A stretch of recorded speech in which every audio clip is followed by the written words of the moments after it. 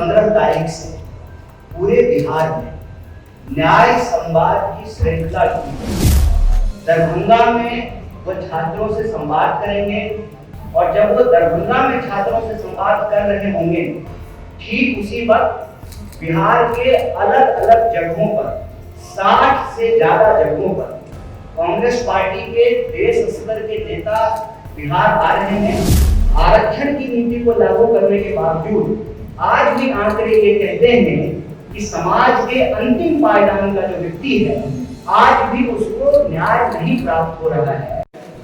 और हमारे साथी रंजीत पंडित जी ने, साथी त्रिलोकी मांझी जी ने, मनीष पासवान जी ने, साथी भार्गव भाटी जी ने आपके समक्ष में 5 प्रमुख बिंदु को रखा है। पहला बिंदु ये है कि कांग्रेस पार्टी आगामी 15 तारीख से पूरे बिहार में न्याय संवाद की श्रृंखला शुरू कर रही है। और यह जो न्याय संवाद की श्रृंखला है, इसमें हमारा सबसे पहला विषय जो है वो शिक्षा का सवाल है। इसी तरह से नौकरी का सवाल, भागीदारी का सवाल और समाज के जो अलग अलग सेक्शन के लोग हैं उनके बीच में कांग्रेस पार्टी जाएगी, उनके साथ संवाद करेगी, उनके दुख तकलीफ को सुनेगी और उसी के आधार पर हम न्याय पत्र तैयार करेंगे। और उस न्याय पत्र के आधार पर आने वाले दिनों में चाहे चुनाव हो, हमारी सरकार बने या किसी और की भी सरकार बने, उन न्याय को लागू करने के लिए कांग्रेस पार्टी प्रतिबद्ध है। इसी सोच के साथ, इसी संकल्प के साथ आगामी 15 तारीख को नेता प्रतिपक्ष श्री राहुल गांधी जी बिहार आ रहे हैं। दरभंगा में वो छात्रों से संवाद करेंगे और जब वो दरभंगा में छात्रों से संवाद कर रहे होंगे, ठीक उसी वक्त बिहार के अलग अलग जगहों पर 60 से ज्यादा जगहों पर कांग्रेस पार्टी के देश स्तर के नेता बिहार आ रहे हैं, जिसमें हम विभिन्न हॉस्टलों में जाएंगे, SC ST हॉस्टल में जाएंगे, EBC हॉस्टल में जाएंगे, महिला छात्रावासों में जाएंगे, अल्पसंख्यक छात्रावास में जाएंगे। साथ ही साथ जहां पर हॉस्टल नहीं है वहां पर टाउन हॉल के अंदर विद्यार्थियों को इकट्ठा करके बिहार के अंदर जो शिक्षा की हालत है उस पर चर्चा करेंगे, संवाद करेंगे। और उसी कड़ी में यह प्रेस वार्ता की गई है और इस प्रेस वार्ता के माध्यम से 5 प्रमुख विषय को हमारे ये मौजूद साथियों ने उठाया है। पहला विषय ये है कि लगातार मांग के बाद जो मौजूदा NDA की सरकार है वह इस बात के लिए स्वीकार की कि आगामी समय में जाति जनगणना की जाएगी। सवाल यह है कि जाति जनगणना की मांग हम लोग क्यों कर रहे हैं? सामाजिक न्याय की धरती है बिहार। जाति जनगणना की मांग हम इसलिए कर रहे हैं कि कई दशकों तक सामाजिक न्याय की नीतियों को लागू करने के बावजूद, आरक्षण की नीति को लागू करने के बावजूद आज भी आंकड़े ये कहते हैं कि समाज के अंतिम पायदान का जो व्यक्ति है, आज भी उसको न्याय नहीं प्राप्त हो रहा है, जिसके बारे में डिटेल से इन साथियों ने आपके बीच में अपनी बात रखी। तो जो जाति जनगणना है, उस जाति जनगणना का अगला कदम ये है कि यह जो 50% की सीमा है, इस सीमा को समाप्त कर दिया जाए। और ये हम संविधान के तहत कह रहे हैं।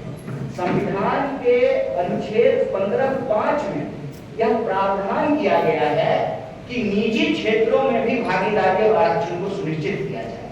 तो पहला मांग ये है कि जाति जनगणना हो और जाति जनगणना वैज्ञानिक तरीके से हो, लिपापोती नहीं हो और सही आंकड़ों के आधार पर 50% की सीमा को समाप्त किया जाए और निजी क्षेत्रों में भी आरक्षण को, भागीदारी को सुनिश्चित किया जाए। दूसरा सवाल ये है कि बिहार में अगर आप शिक्षा व्यवस्था को देखेंगे, शिक्षा की हालत ये है कि 3 साल की डिग्री 3 साल में नहीं मिलती। प्रश्न ये है कि जब पूरे देश में 3 साल की डिग्री 3 साल में मिलती है, तो बिहार में 3 साल की डिग्री 5 साल और 7 साल में क्यों मिलता है?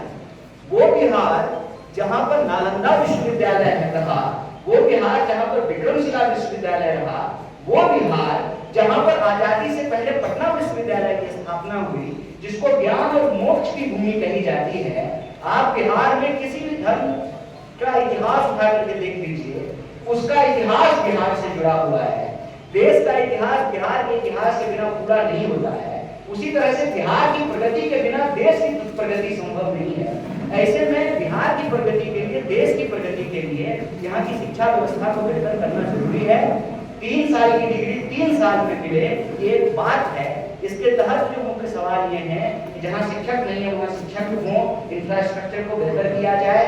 केजी से पीजी तक सरकार का फैसला है कि एससी, एसटी, ओबीसी, पिछड़ा, अति पिछड़ा और सभी वर्ग की महिलाओं के लिए केजी से पीजी तक फ्री एजुकेशन है। तो ये अलग अलग कॉलेज में अलग अलग फीस कैसे लिया जाता है, अलग अलग यूनिवर्सिटी में अलग अलग फीस कैसे लिया जाता है, अलग अलग कोर्स के नाम पे अलग अलग फीस कैसे लिया जाता है। आप बीएड का फीस उठा करके देख लीजिए, आप बीबीए का फीस उठा करके देख लीजिए, आप मास कॉम का फीस उठा करके देख लीजिए। तो जब सरकार का फैसला है कि सरकारी संस्थानों में केजी से पीजी तक शिक्षा मुफ्त होगी, इसको लागू क्यों नहीं किया जा रहा है? बिहार में प्लेसमेंट से वो क्यों नहीं लागू किया जा रहा है? बार बार क्यों पेपर लीक हो रहा है? रोजगार का जो सवाल है, 4 लाख 4.5 लाख से ज्यादा पोस्ट खाली है, उन पोस्ट को क्यों नहीं भरा जा रहा है?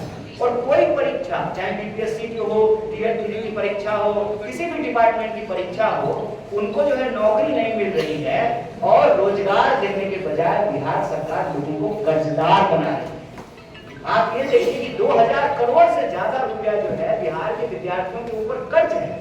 नौकरी मिलने से पहले, मतलब रोजगार मिलने से पहले विद्यार्थी जो है वो कर्जदार बन जा रहा है। तो सरकार से हमारी यही मांग है कि साहब, यह जो डबल इंजन की सरकार है, या डबल इंजन जो है ना पूरा गुजरात की तरफ घुमा हुआ है। रोजगारों उधरे जा रहा है, नौकरियों उधरे जाएगा, बुलेट ट्रेन भी वहीं बनेगा, सारा डेवलपमेंट वहीं होगा। तो एक डबल इंजन जो है, डबल इंजन जो है वो बिहार की तरफ क्यों नहीं मिल रहा, घूम रहा है, जो रोजगार लेकर के आए। सरकार से यही मांग है कि लाठी नहीं नौकरी दो।